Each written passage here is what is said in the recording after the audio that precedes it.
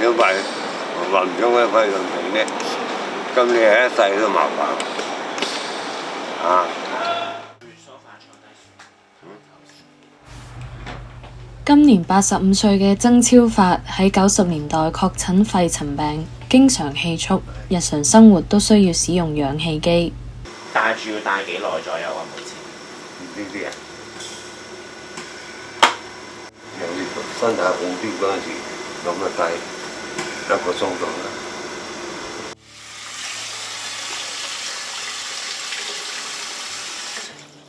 由於浴室比較熱，沖涼動作多，體力消耗大，佢會提早吸氧1個鐘，減輕出現氣喘嘅情況。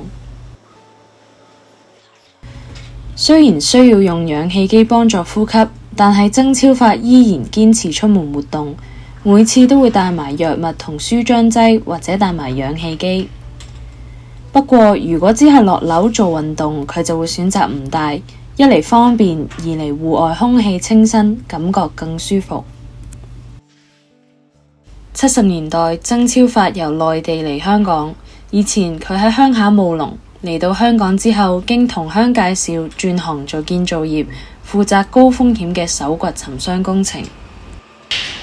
77年嚟啊，7、8嗰年尾咧就走去做沉箱啦。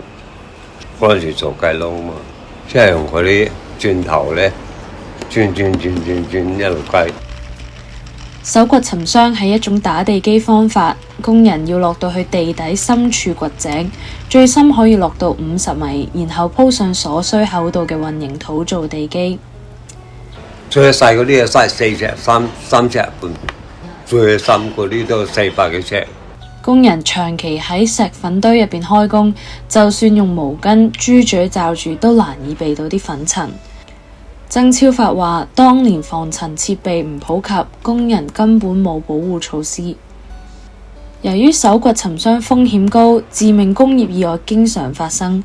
90年代，政府為咗保障工友安全，決定禁止地盤採用搜掘沉箱。不過，工友身體嘅損傷已經不可逆轉。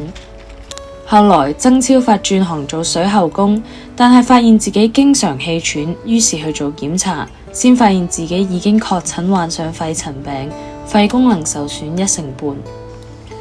喺佢病情最嚴重嘅時候，一年要入院幾次，需要成日帶住呼吸機，又唔可以落床。近年病情穩定咗，佢多咗做運動，姑娘又教佢點樣調理身體，飲食都變得健康啲，令佢可以維持返正常嘅生活。各位工友，開工嗰陣時唔好貪污，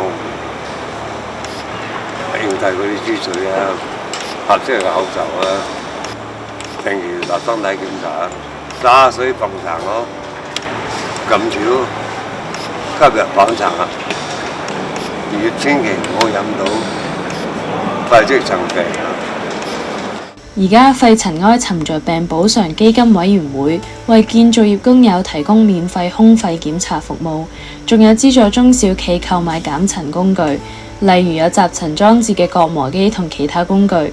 想知多啲就記得上基金委員會嘅網頁或者致電查詢啦。